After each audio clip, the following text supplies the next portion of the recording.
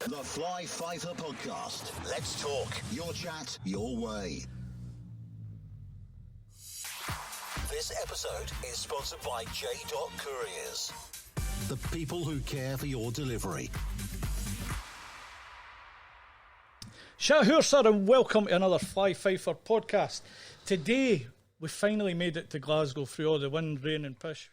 Over to Kenny. Kenny, tell me, what the hell is the Polar Bear Club all about? So, here at the Polar Bear Club, we are focused on cold exposure, ice exposure, which is slightly different for cold water therapy. It's a wee bit deeper. Right. We go a wee bit longer, and we mainly focus in here on the sort of inner workings of the mind. Right. And obviously, you get lots of benefits for getting into the cold, into cold water therapy. Reduced inflammation, brown fats, stress, aided sleep, blah blah blah, all the stuff we can all Google. But we focus mainly on mindset. Right. Okay. So it's all about pushing yourself past that limit where you think you can go, and you're going to experience that today. Going to experience that, definitely. Our soul's clear. I broke Claire down because we were doing a challenge, and it was for the 12 dips for December for prostate cancer research. We got into that because we were doing dips locally where we live and stuff like that. Got into it, and that's actually started my podcast up in Loch Carron, where I started off with a Wim Hof thing. Yep.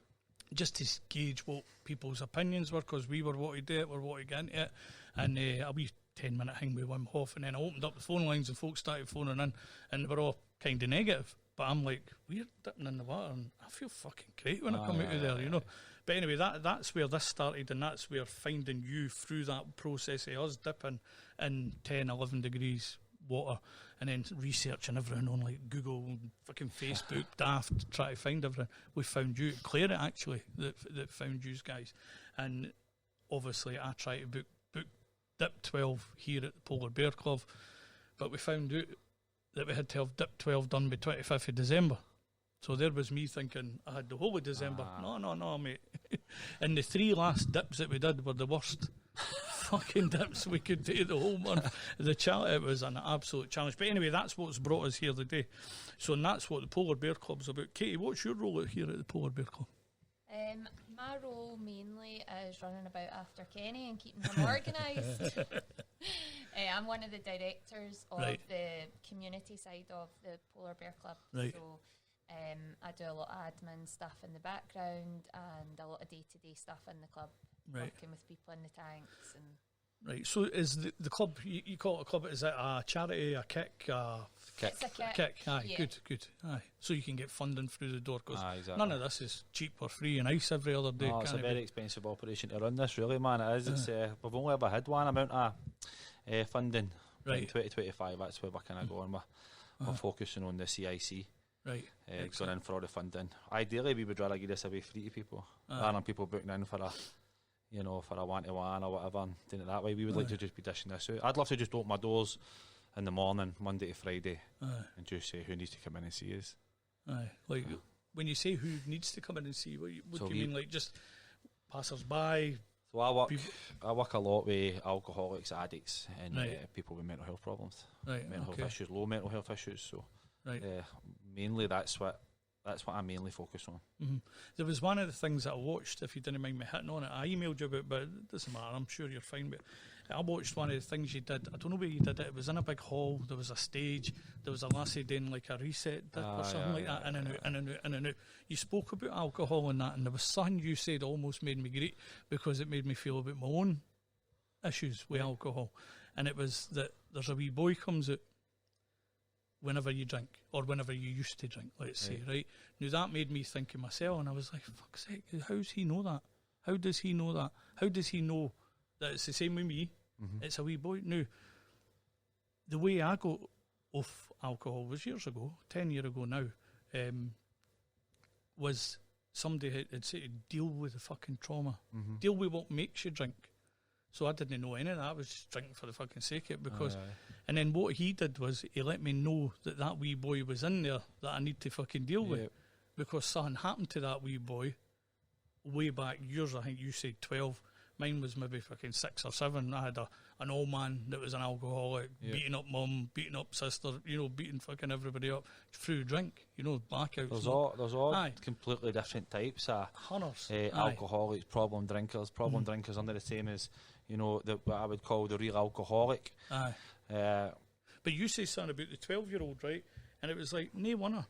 Because you say something about making a cunt of yourself or something like that, and that thing that you already put out. And I knew about it.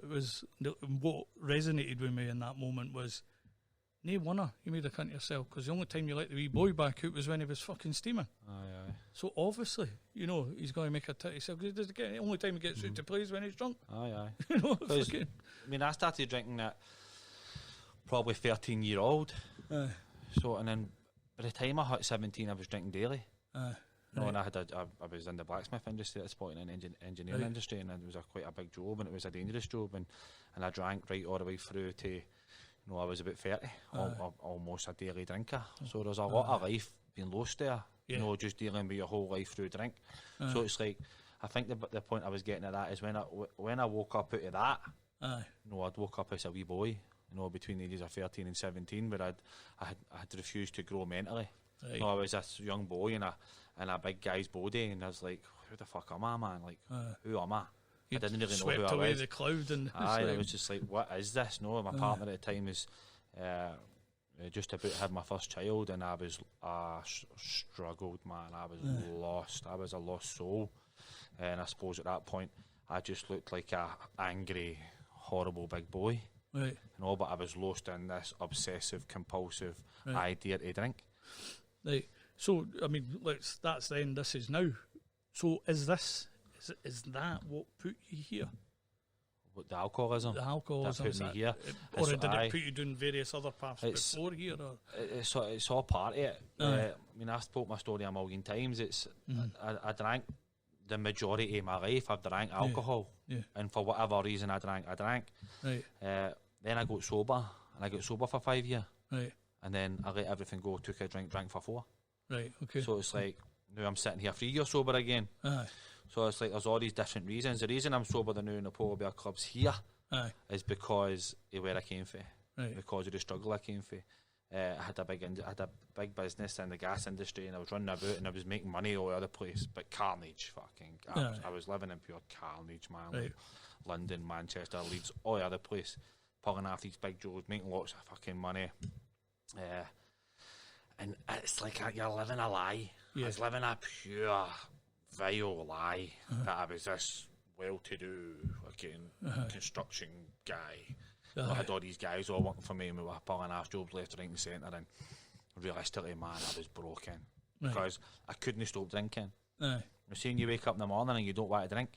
You don't want to drink, and you're being honest to yourself. I'm done with this. I can't do this anymore. I am finito. I will never touch another drink. Now, I've said that to girlfriends and partners and mothers and fathers and brothers and sisters my whole life, and I've meant it, and they've sat there and they've listened to me and they've believed me because in that moment I meant it. Yeah. But by 4 o'clock at night, your heat changes. And you're struggling. And the obsession kicks in. So this idea, if I just take one drink a night, I'll be alright, I'll just get a wee half dig of wine. See if I just get a wee half dig of I do, then I'll be alright, I'll calm down, nobody will really know, I'll not be drunk. Every single drink I've ever had has led me into oblivion. Every single drink I've had. No off switch. Lights are on, you still keep going. We call that the fellowship, the obsession. So the obsession is the idea in my head that someday, somehow, I'm going to drink like a gentleman. Right. And I'm always going to be able to have that half scoop of wine or that 1 pint of lager. I'm always going to be able to have it. I'm always going to do it. But as soon as you get into my body, the obsession's done its job, it leaves me, and then this allergic part comes in, this allergy kicks in, right? This is all fellowship chat, right? No, it's good to hear it. It's good to hear when we talk about the allergy side of it is like, if you look at allergy, it's an abnormal reaction to a substance, right? Right. So when I put the drink in my body, this abnormal reaction kicks in, and then I physically crave it. Right. See, I was never physically craving alcohol. My mind was telling me a lie that I could drink it in safety. Right. Because I always believed that. You'll be alright. So like, I'd come home from work every day, and I'd get into the shop and I'd get a half bottle of wine. Right. Every single day, I would get a half bottle of wine. Right. Now, if I was clued up, or I thought for a minute that I was going to drink more that night, why would I not make myself an easier living and just get the fucking 6 half bottles of wine right there and then, and all the beers that I wanted. But I didn't, because I was always only having that one half dig. Yeah. So I'd go down the road, I'd maybe not even make it to the house. That sound down the neck and wanna. I'm going to get my dinner and go, I'm just going to run up and get another one. Right? The dinner will spoil it. So that was a daily occurrence. So that's what we would call living in an insanity. So that's the insanity that precedes the first drink. Right. The thought that I'm only going to have that one, that's just a one. lie. Have the one, the allergy kicks in, and I'm off and running. And that's how every single morning I'd wake up in the fucking fetal position, greeting to myself and begging myself that I'll never do that again. Now, see, when you go past the whole, your 20s and all that, you're out there and you're fighting everybody and you're in the town and you're chasing all the women and blah, blah, blah, you're doing what you're doing, right? You get away with it. Right, and you're saying to your mum, I know, I'm off my nut, but I'm sorry. It's like, we're all out there doing it. I'll never do it again. That's me, I'm done. No, you can lie to your mum and your family, you can do all that. But see, when you're lying in your bed in the morning, you can't lie to yourself, man. Like, you can't lie to yourself because you're begging now. It's like, I don't want this anymore, man. Like, I'm done. Because there's always two people, isn't there? Well, When you think about it, that's that's what we focus on in here. The two parts of self. Two parts of self. We, with Alan and I, we did it fucking years, like the monkey inside, you know what I mean, or the wee boy. And we thought, right, well, there's the man, there's the wee boy, and there's the monkey. The monkey's a fucking deviant who wants to run about climbing trees. Get him pushed, he'll do anything, you fucking let him. You know, so we had, our thought process was, we've got to form that unity. Get the three people acting together to make one super fucking being, and that was how we seen it. The fellowship, I don't know what fellowship is. We're supposed to say it. Right, leave it then. So Leave it then. Leave it at that. Fine. It'd be interesting to hear more about it if it's. I can talk about it. I just don't want to name it. That's fine. But we'll talk about it later, maybe or something. Be interesting to hear more about it. But anyway, let's not doom and gloom because. But that's the thing, though. It is a doom and gloom because I think it's really important, right? Because here's the thing: what's the point in sitting here at a point where I believe that I'm a recovered alcoholic, right? And so the whole thing is identification, right? With the poor bastards out there that are fucking struggling. Yeah. Now, when you start to say things like, lying in your bed and you can't stop lying to yourself, the ones that are feeling that, it's like they'll know what I'm talking about. You said you identified with the wee boy. You're like, well, how does he know that? Like, is he looking in my window every morning? Well, you shut your eyes. You shut your eyes and talk. Who the fuck's talking? Exactly. You know what I mean? So it's like, for me, it's always about putting that identification out there to the ones out there that are struggling. Because when you're living in this lie, this obsessive lie that keeps coming back to you, you're in a delusion. You have no idea you're that. People are saying to you, we think you're an alcoholic, and you're like, what are you talking about? You are feeling that? I'm at my work every day. How can I possibly be an alcoholic? You don't know. If you don't know, you don't know. You're living in a total lie. It's everybody around about you. Oh no, you're a crackpot, psychotic, alcoholic, but you're living in this mad lie. You start avoiding the ones that are caring for you. Start avoiding them and hanging out with the other one that's sitting. Exactly, and that's how things like the fellowship work so well, because then you're starting to sit about these rooms and you're listening to people that's lived your life. And you're like, fuck, I've done that. That's how I think. And it's not about what I've done. It's not about how many fights I've been in or how many relationships I broke. That's drunken behaviour, right? Yeah. It's how do you feel? This is a feelings game. Right. You know, and it gets to a point where you're sore. Everybody doing about you sore. Your wains are greeting you as you're walking out the door to get another half dig of wine. Please, Daddy, going to no drink beer today. And you're like, she's fucking told him to say that. Do you know what I mean? And that's in a delusion in my head. And my wee boy sitting there greeting. But I need to go and get another half dig. I can't believe she's done that. I can't believe she's done that to him. I just in delusion. So I'm away to get another half dig of wine. Everybody around about me's hurting. But it's only then does I really see rock bottom when I'm hurting. Because now I'm fucking sore. Now I can't do this anymore. Now I'm lost. Now I'm scared. That's when it all starts kicking off. Now I want to stop, and now I realise I can't stop. That's when the shit hits the fan. That's when you're at the crossroads. So do you go on this path that you believe is the easier, softer route, which is just keep drinking and enjoy the lie?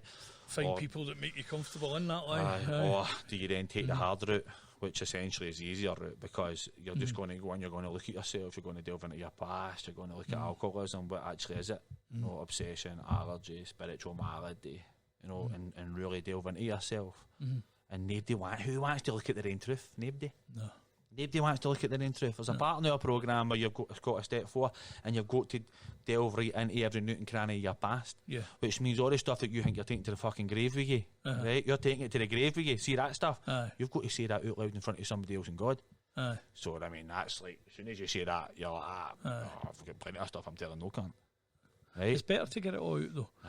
I know what you're on about. I know that. But nobody wants to face it. Nobody wants to face it. You can face it yourself and sit in there and feel it, and it can tear you up for your whole entire life. But you hear folks say, I compartmentalise it and I stick it in a box and I put it in the back of my head. I put it in another box at the other part of my head. It's in another box here and there. Well, I always say, fucking no. Open the fucking box, get inside it, find out what's there. Exactly. Rummage about with it, what it doesn't serve you. Chuck it away to fuck, because it might not be yours to fucking deal with. It might be something that she's done, he's done, they've done. That's affecting you, so you get in there and deal with it, make them deal with that's it. That's what's so good about that programme is when you look at your step 4, you look at everybody you resent and why you resent them, you know, what they have done to you, and then you look at the people that you have harmed, and then you look at your fears, and then you look at your sex conduct, you look at all the things, and essentially by the end of you looked at it with your sponsor and God, you get to a point where you go like that, well, whose fault is it really? You always bring it back to yourself. Because the common denominator. Exactly, I've said that often enough. Because when you're giving your problems out to everybody else, it's her fault, it's his fault, it's their fault, school's fault, court's fault, Paul's fault, then they're in control and you can't fix it. But when you can bring it all back to you and go, right, I've created all this. This is my doing. Then it's my doing, and I can then look at it and I can then fix it. And then we can move forward. Exactly. No, I know exactly what you're talking about, and I always found that when you get to that step 4, I never went fully down that road, right? But when I got to step 4, I didn't see the point of the rest. Oh, it's so important. It's so important. No, I get that. And I know a lot of guys that it worked for. It just didn't work for me. But getting to step 4 was where that's where you wake up. That's for me. That was the right wake up. So it depends. It depends on where you're at. So like the whole point of step 4 and step 5 is before we get past step 4, the rest of it made me want to drink, and I had to draw back because I didn't want to drink anymore. I didn't want to. But it made me want to. It made me I'll get fucking shot of that shit. Because see when you've done step 4 and step 5, you've essentially done the hard work. So step 5 is confessing to your spiritual advisor or your sponsor, and under the eyes of God that you don't even really understand it. When you get into step 6 and 7, this is the point where you meet this maker. It's so important because step 1 to step 12, every step works into the next one.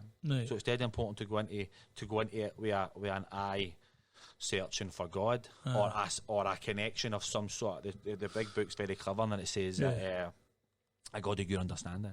Right, it's a God that you understand, so it can be whatever you want it to be. It can be religious or non-religious or spiritual or natural, whatever.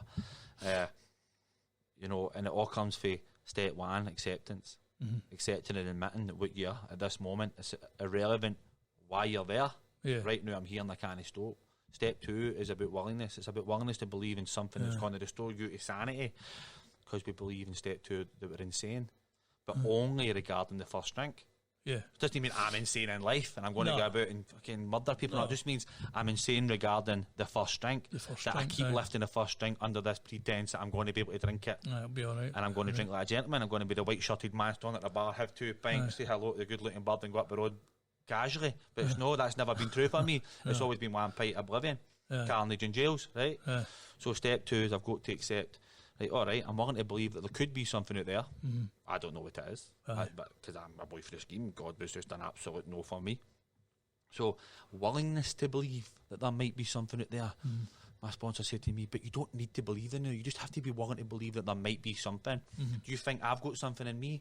And it's like, it's fucking undeniable, man. The guy was glowing and floating with this, this spirit inside him. It's like, right, I'm willing to believe that what you're doing could be true. So I'm willing to believe it and try it. Right, all right, no bother.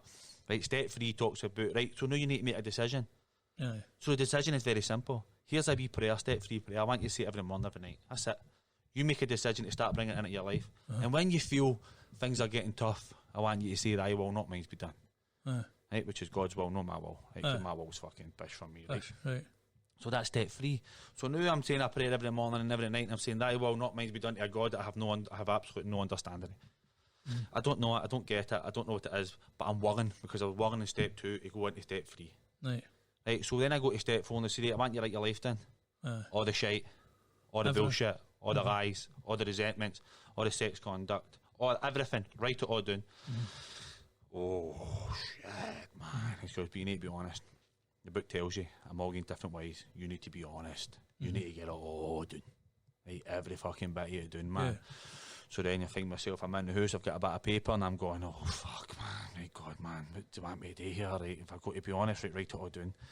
But what about this bit? Oh, I can't write that down, man. That's fucking torture, man. Like, how can I tell that to somebody? How can I say that I've done that to somebody? That's impossible, man.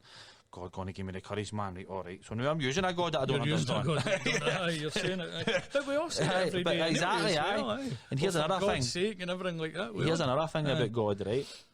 Is, see when you're lying in your bed in the morning in the fucking fetal position and you're dying, dying, you're yellow, you're drunk again, the family's about to abandon you, nobody can talk to you, your business has gone down the fucking pan, right? And you're lying there and you look at this guy and you say, God, get me out of this today.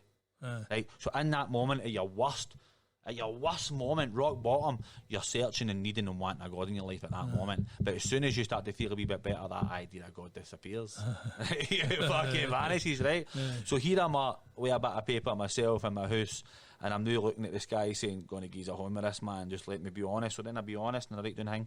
I don't know what to tell him, now it's down a bit of paper. And my sponsor says, right, step 5, you need to come to my house, you need to let it all out, you need to tell us the be all and end all. And I'm going to be your witness that you've done it under my watchful eye and God, right? Right, all right, no bother. So now I'm walking to his house and I'm going, oh my God.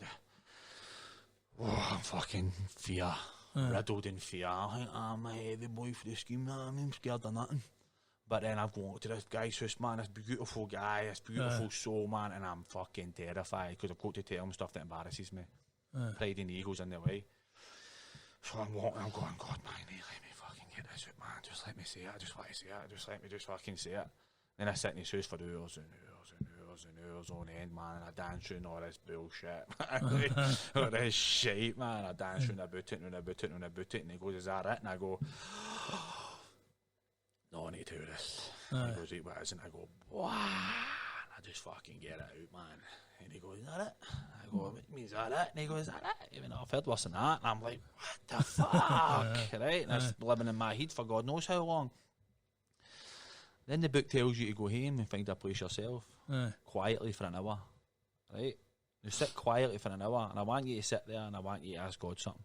I want you to ask God, are you now willing to hand over all these defects that you've got in your life? Are you willing to give him root and branch, the fucking lot of it, let him take it away for you? Aye, alright. And then I ask you to read the first 5 steps. And it goes through this series of questions, and it says, pretty much what it says is, it talks about, have you skipped the cement and the mortar? Have you properly placed the pad stones or the cornerstones? So pretty much what Bill Wilson is saying is, have you left it out? Have you left it out? Have you left it out? Have you left it out? And he just repeats it in 100 different ways. Have you left it out? Because if you left it out, it's fucking pointless. That's pretty much what he says in scheme language, right? And then I sit there and it tells you to read step 7 straight away. I should read a prayer. My Creator, I am now willing that you should have all of me, right? So then you say this prayer, and you're like, fucking hell. How have I done that? How have I let that out? How have I shared that with another human being? And as the prayer comes out your mouth, you realise at that moment. So you're sharing that with your sponsor? This is me sitting myself in the house, 6 and 7, you sit yourself. Right. You know, I'm sitting myself, right, all right, I'm wanting to get to God in step 6 and 7. I realise that I've used God from step 1 to step 7 all along. And I've got out the thing that I could never ever have got out before. And at that point, I got a connection. Right. At that point, I felt a connection. And after that, there's a strength. Now you've got a strength to then go on to do what? Then the rest of this programme is very simple. You get to step 8 and 9. Step 8 is the list of the people that you have harmed. Yeah. And then you go and say it right and say sorry to them. Sorry, ma. caused you drama for your whole life.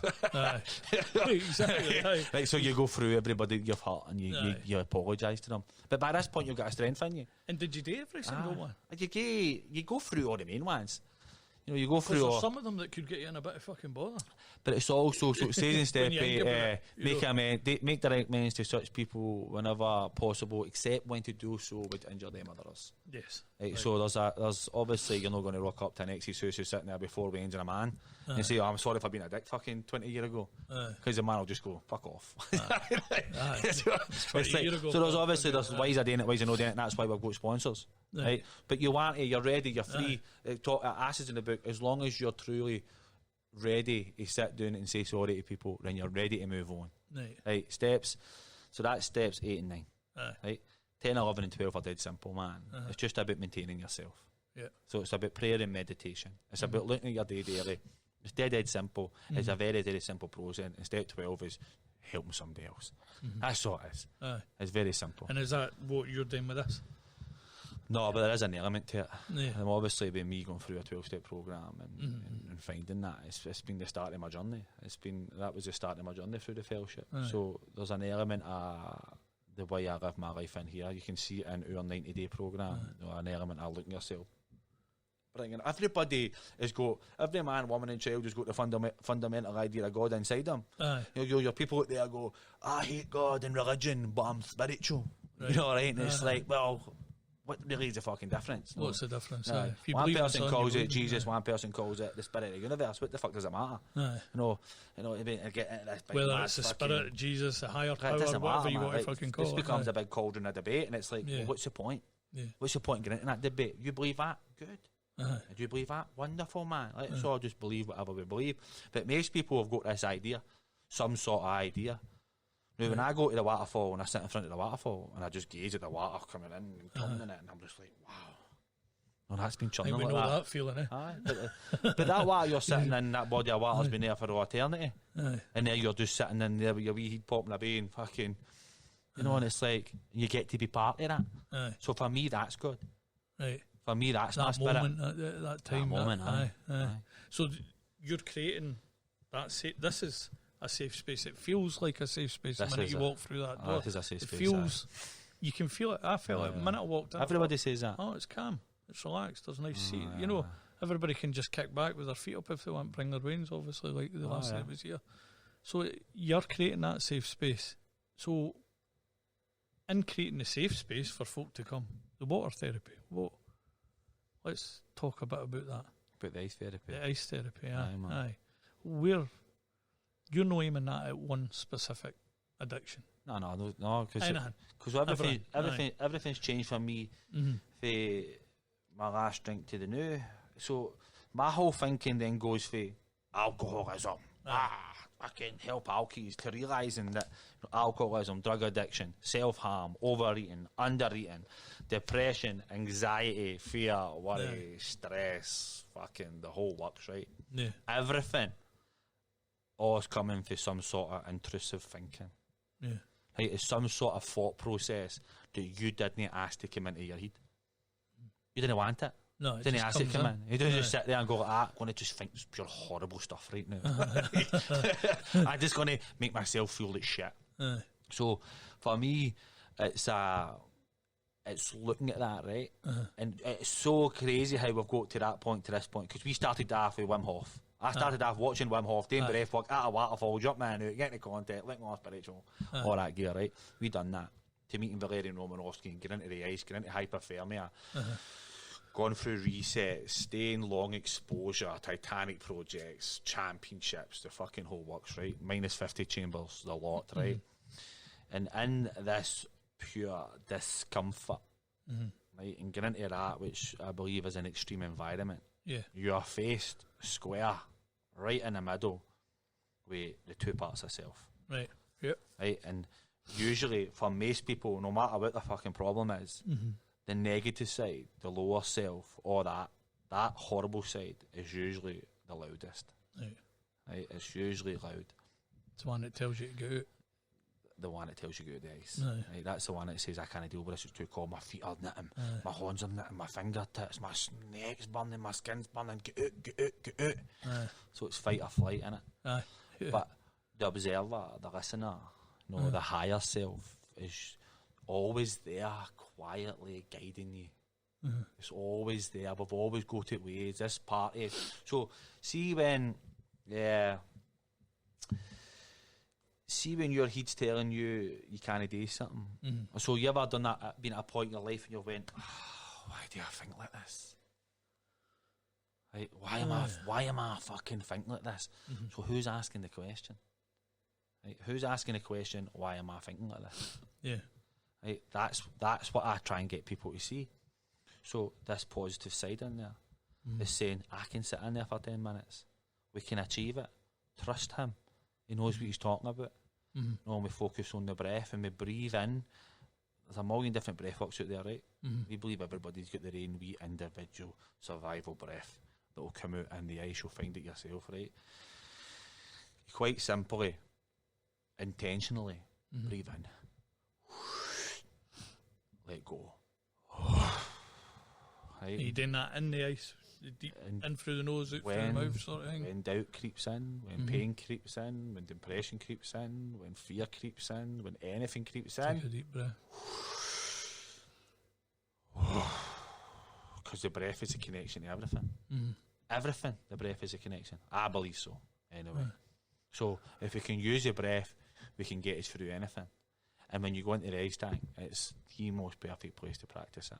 So on the ice tank, I've got a question that I want to ask you, because loads of folk all say to us all the time, yous are off your fucking nut doing that. What if you take a heart attack? The number one fucking question. What if cold water gives you a heart attack? Now, I've never actually heard anybody taking a heart attack going into cold water. Never heard it in my life. But plenty fucking folks say, what if you go in there and you could take a heart attack? Oh, you're no way somebody trained. You shouldn't fucking do that. But well, we've been going into the water for fucking months now. I've never felt like I'm going to have a heart attack. She's no. I think the whole this whole idea of that is it's put that question. It does happen. But it does happen. It does happen, right? It does so happen. Your experience. So if people say you fell in the water, right? I mean, if you fell in the water unintentionally and you go into a severe panic, then something could happen. Yeah. But when if you wind yourself, but when you're mentally prepared to go in there, whether it be a positive preparation or a negative preparation, you are mentally preparing yourself to go in. Because you're not scaring yourself, because you know you're going in. I mean, we say that. I say that to Claire all the time. See the day she'll say, "Fucking what I do today." That's the day we've got to do it. Oh yeah, exactly. You know what I mean? That's the day we've got to go. We've got to push ourselves to get through that barrier, and we do that quite often. And there's days like, "I'm not gone." She's like, "Come on, we're gone," and pushing yourself into it.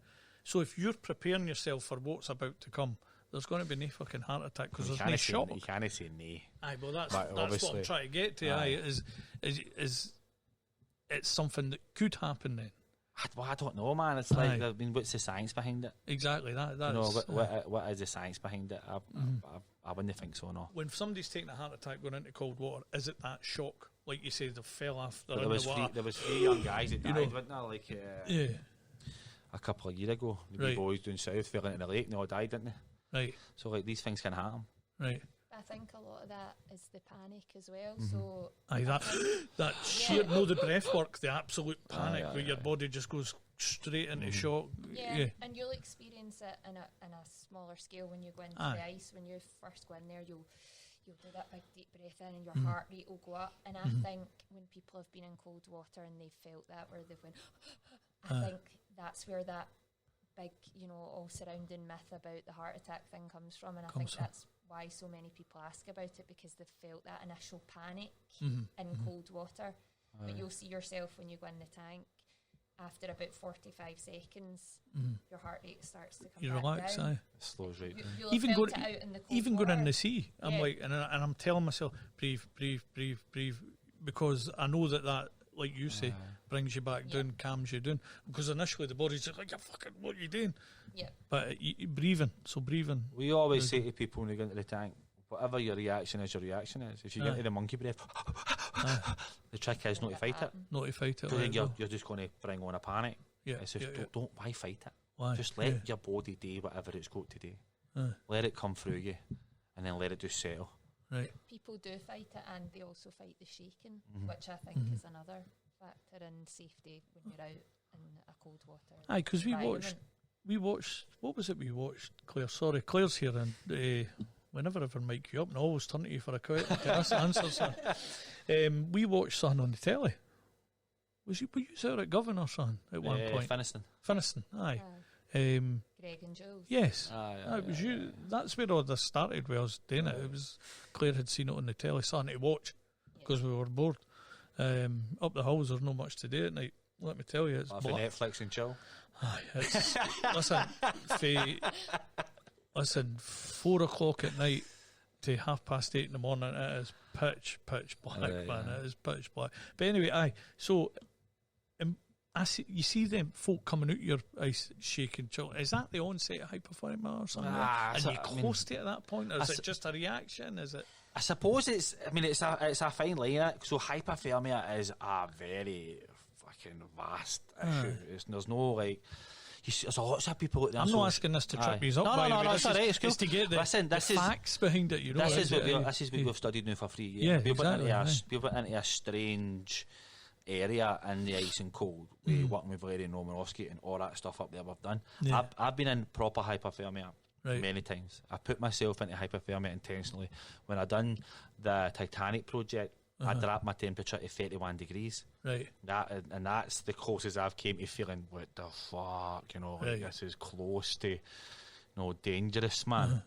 And what is that limit? I know, what are we run at 36.5 or something like that? Between 36.5, 37. Right. So there isn't anything. So you would start to say under 35 degrees, and then you're starting to get a point where your temperature's going to obviously keep dropping. It's really tricky, right? Because what Katie's talking about with the shake is, the shake is for us is the most important part of being cold. Right. It's the most important part. Right. This is your body's way of regulating its internal temperature. So like this, every muscle in your body is rattling, and it's friction, and it's creating a heat. It's creating it. When you go into the cold and you go past the monkey breath and you go past the panic and you get to a moment of calm, the body says, right, this cunt's not taking us out here, man. What are we going to do now? Right now we need to get into survival mode. So then the body starts to shut off the blood flow to the arms and the legs. That's how our hands and our feet get really sore. They get really uncomfortable. It starts to protect the core, starts to protect your heart, your lungs and your liver, because that's all it really needs to keep the body alive. So it starts to protect that.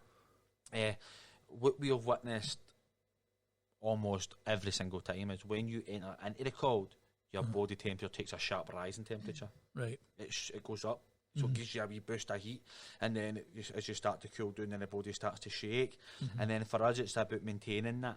Right. So if you look at the 2 boat certificates, says Jack came to Poland ways, and he sat in the ice bath for 6 hours in a minute. No, right now he's the world champion. We went to Poland with all the big hitters, and we rocked out with number 1 space, the number 1 spot. 6 hours in a minute, and he maintained his body temperature. He was in the recovery room, came back out, I don't know how long, but rapid. And he was brand new, no drama. So why did he not die? Why did he not get to proper hypothermia and die? Because it's so vast. Right. It's such a vast problem. You know, you see people and you're shaking, and it's like, oh, they're rattling. And oh, you're getting into an after drop. Oh, it's not an after drop, you're shaking. An after drop for me, now this is my opinion, is if your body temperature is dropping and you're not shaking. Now, if your body temperature is dropping and you're not shaking, and you're in fucking deep trouble, because you've not got no way now to bring your temperature back up. Now, if you're out there in the wilderness and you've got a big jacket on and all that, it's not going to be enough. If your body's not shaking and your temperature's dropping, I would call that an after drop. Right. That's when you're in trouble, proper trouble, because your temperature's just going to keep dropping. Right. And that's when you need hot water bottles and other means that are warming you up. Heating you up. Heating you up, aye. So in that respect, you've got the sauna there. Is that part of just in case? There's 2 elements to it. There's obviously, we would rather have people always come in here and probably warm up naturally. That's the better experience you'll get for taking that out into the open world, right? The sauna's there because it's nice. You get in for a wee 10-minute therapy ice dip, you jump into the sauna. If we're doing people with long exposure, then we won't put them in straight away. We won't put them into the sauna until the temperature's up 36 again. Right. Unless we've got the sauna sitting at like 40 degrees. It can be sitting in there, it could be sitting at 85 degrees. Right. Now, if we've got the temperature gauge at the bottom of the sauna and it's like 40 degrees at the bottom, then we'll maybe sometimes put them in and lie them down on the ground so they're not warming up too fast. Aye. But it's always better to just come out if you've been in for too long and allow your body to do a wee bit of insane work and build up a wee bit of temperature. If you put somebody in there for an hour, they won't go in there until they're at 36 degrees. Right. And we use hot water bowls. So we'd bring them in here, we'd have a recovery station set up for them. They'd let their body temperature naturally come back up. Aye, so you're looking after everybody that goes in that tank from start to finish, all the way through until they're back to normal. And absolutely. Right.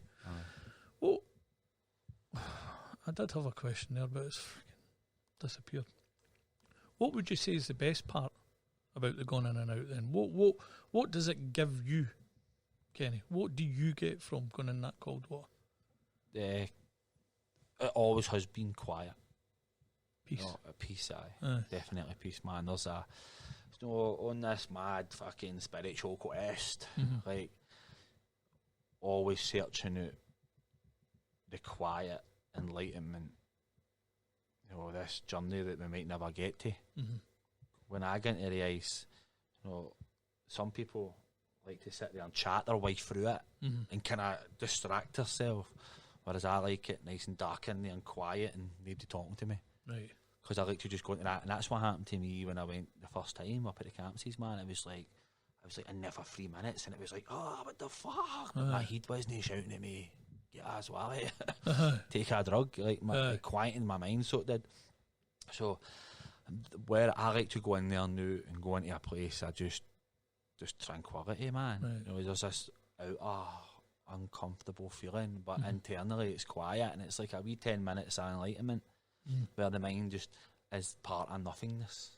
And how often are you in? Yeah, I was going to tell a lie there. I'll just be honest. So I was usually every other day, right? And then I go no well there. I took a chest infection, so I've been out now for about 3 weeks. Right, fair enough. Usually I'm every other day. Right, and do you feel a drawback when not getting in?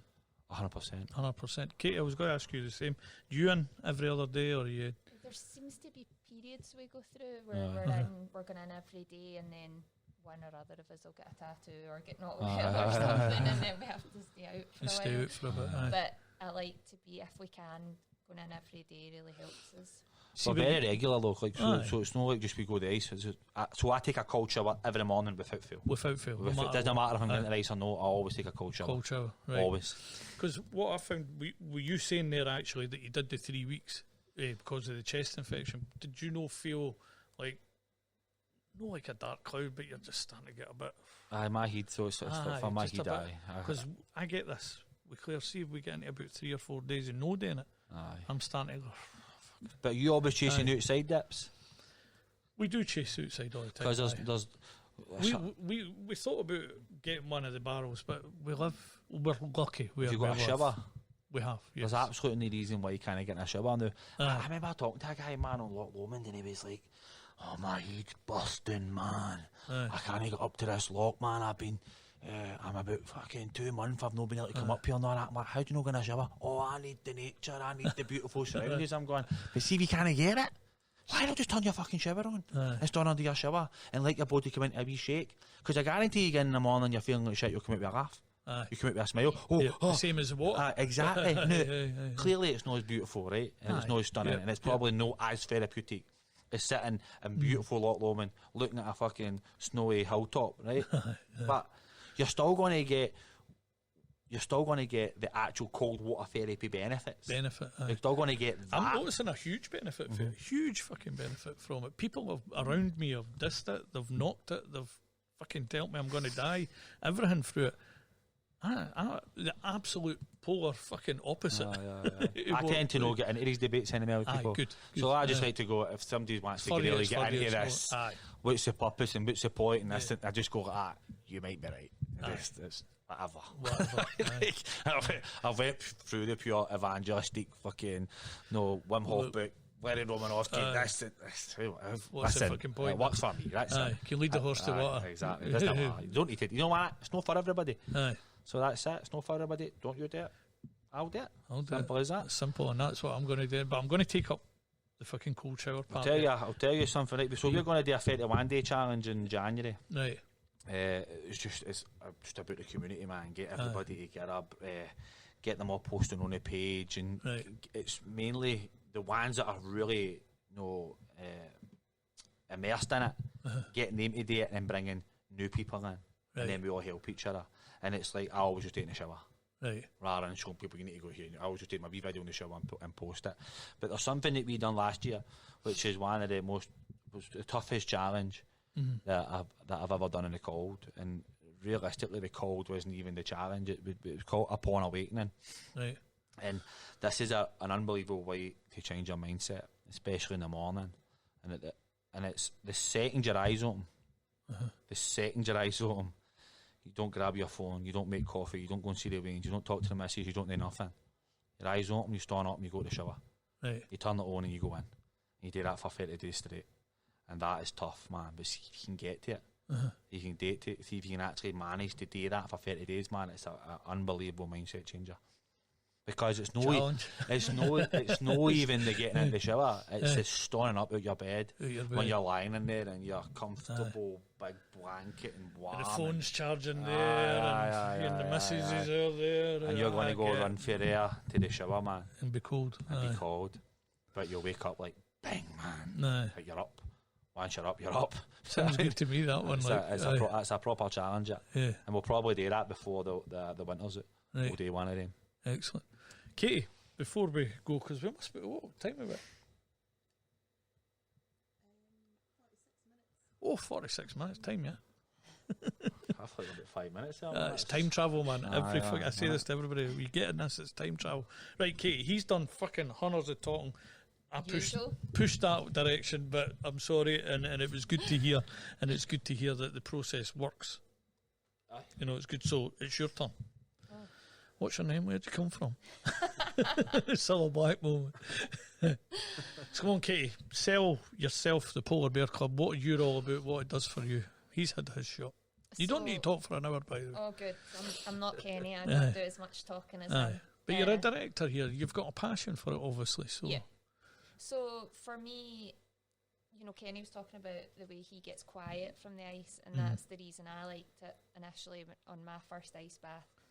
I've got a very busy mind. My brain is always going a million miles an hour. I've always got a million things, plates spinning, whatever way you want to describe it. Firefighting, plates spinning, Yeah, so going in the ice for me, everything just goes quiet. And then I get that for the 10 minutes or however long I'm in, and then I get it for a little while after as well. So that's where the kind of initial draw came for me.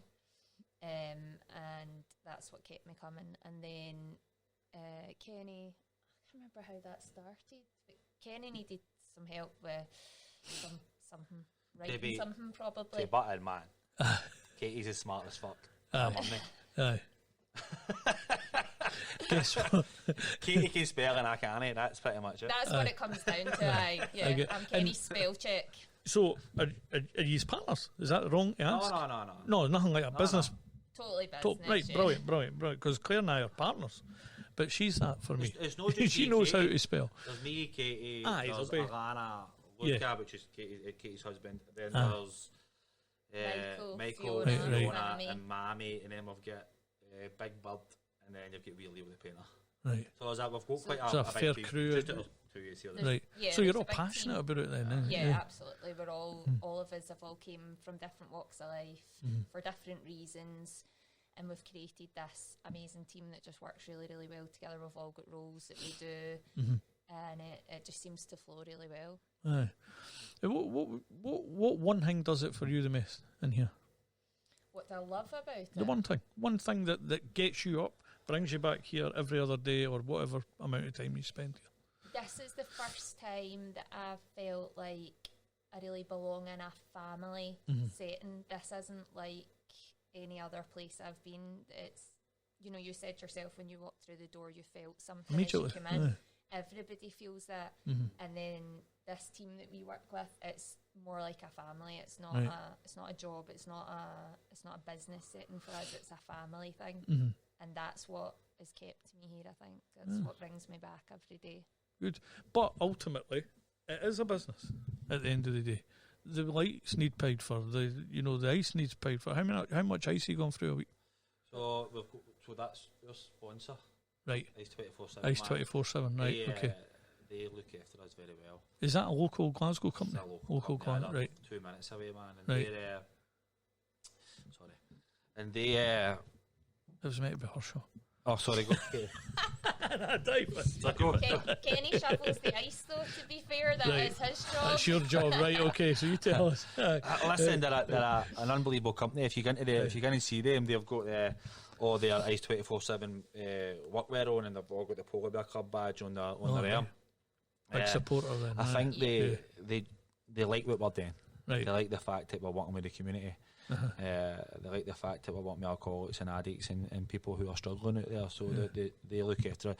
If it wasn't for them, there's no way that we could continue doing what we're doing. We'd have to then go to chillers, and it's no proper we are ice therapy, so we're probably the only ice club in the whole of the United Kingdom. Everybody else is, I know they all say ice tanks, but it's called water therapy tanks.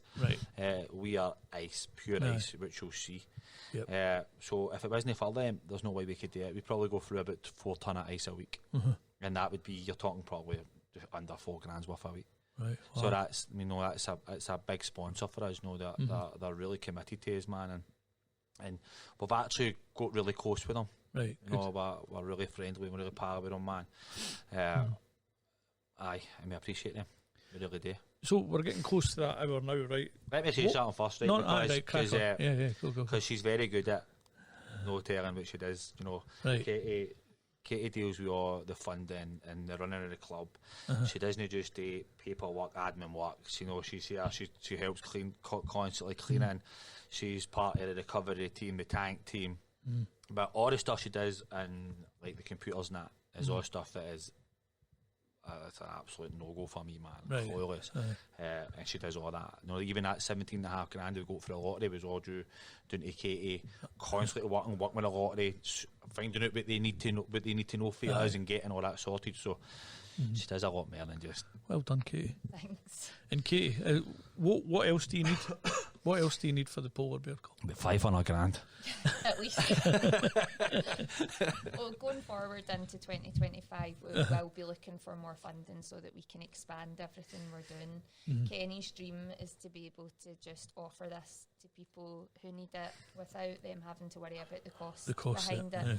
So I'm kind of going behind Kenny, trying to make that happen. So ideally what we'd love is to get more funding so that we can, the lottery funding Kenny was talking about, that enabled us to run this amazing social ice programme for 12 weeks. How is that working? Is that like so many people for the community through the door at no cost and stuff like that? Come in, try what we do, see if it helps, if it, So we took a group of them, we worked with them for 12 weeks. Right. They were in every Sunday, we worked with them either in here or we took them out to Luss or up to the campuses or whatever. Their lunch was provided. There was no cost to them for the full day, and the feedback we've had from that has been unbelievable. I want to take it. What we do, schools, the jails. I do quite a lot of work with the jails anyway. In and out them, schools, jails, ex-servicemen, women, the works, man. That 12 weeks literally has changed people's lives. Literally, man, it's undeniable. I don't know if you have heard, there's another podcasting crowd in Glasgow which have got quite a huge following. It's the Glasgow Bros. Have I heard of them? I know. There's quite a lot of guys, a lot of men, now women as well, involved in that, which is another podcast company. I believe there's a podcast company, and I don't know if that's an avenue that maybe could help, because I'm sure they were talking about funding for things. And anyway, I'm waffling now, but that would maybe be worth somebody to approach to help get this out there to more and more people. And then they're locally, and I mean, it's a lot of ex-servicemen and that, things like that, PTSD, the labels, the balloons, the badges, whatever you want to add. So, it'd be good if you go in touch with them, maybe it would help. Yeah, because I mean, I've got it's a small platform that I've got growing. But, a bigger platform helps you, opens a few more doors, or puts them ajar a wee bit more, So you said you didn't want to do this today. I think you should look for more of these. I usually just and ultimately you want to get Mr. English through your door. You know what I mean? Because he's huge. You know what I mean? He's from Glasgow. He's from a place. He's for the scheme. You know what I mean? Somebody like that.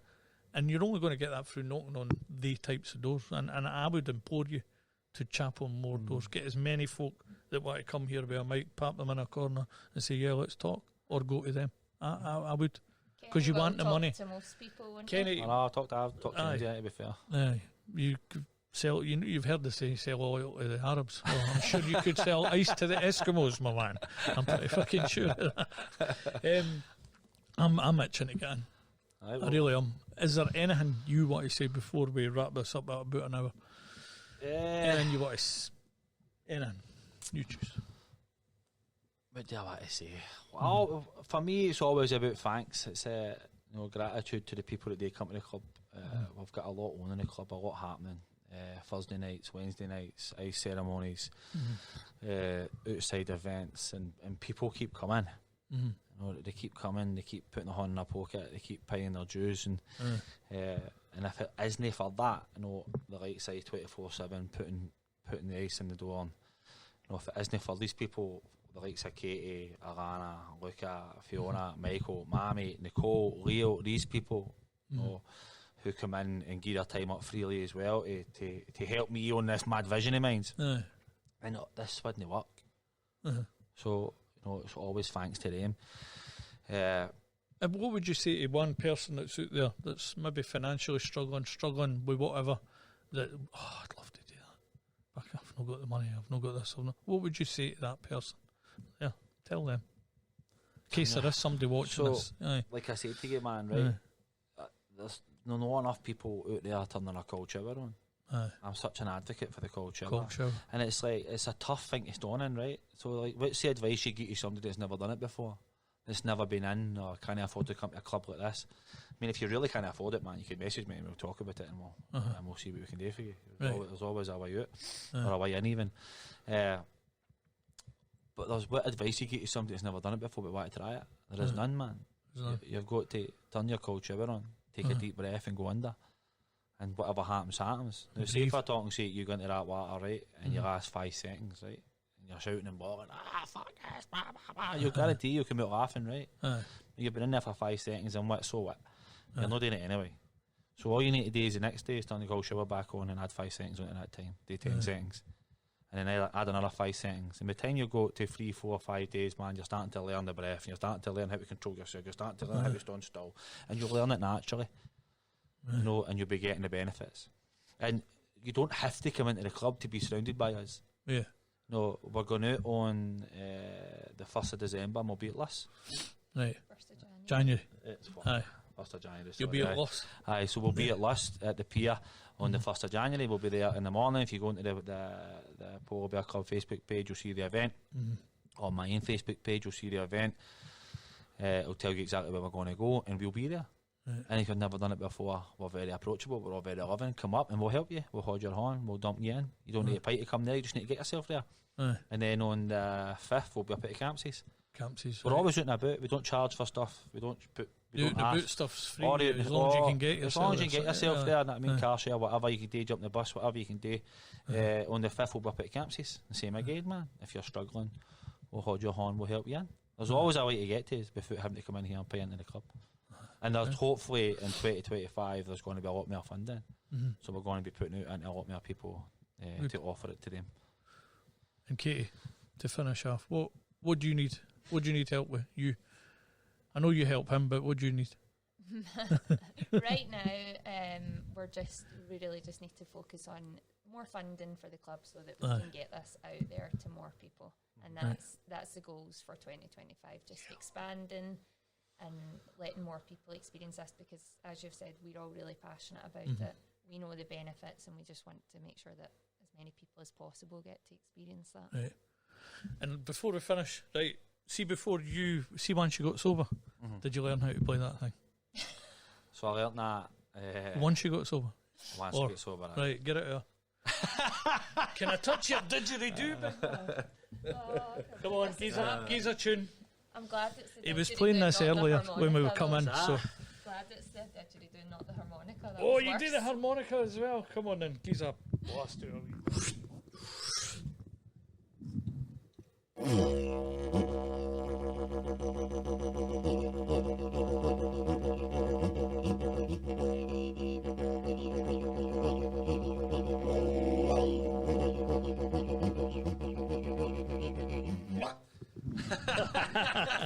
Okay, well done. Brilliant. Right, bottom right, and then I think we'll fucking talk our way out of this. I'll play a wee tune. Go on. Always play out with this wee happy tune. It's Peg and the Rejected. It's a free song to use. Wee bit of ska. Listen, thank you very much for letting us talk to you today. I can't wait. I'm dying again. But I'm shiting myself as well. I'm going to admit Fear's that. good. Aye. Fear is a great thing, as long as you walk through it. Yeah. And you'll always grow for it. Yep, definitely. Right, we'll go Kenny first. Parting comment, sir. What's that? Parting comment. All right, thank you very much. Okay. Katie, Thanks parting for comment. Tell the camera. Thank you for coming in and talking to us today. We really appreciate it. Cool. And I'll just say, adios amigos, Polar Bear Club Glasgow. Get on it. Get it going. Or if you can, get in the fucking cold shower, which I'm going to try. Adios amigos.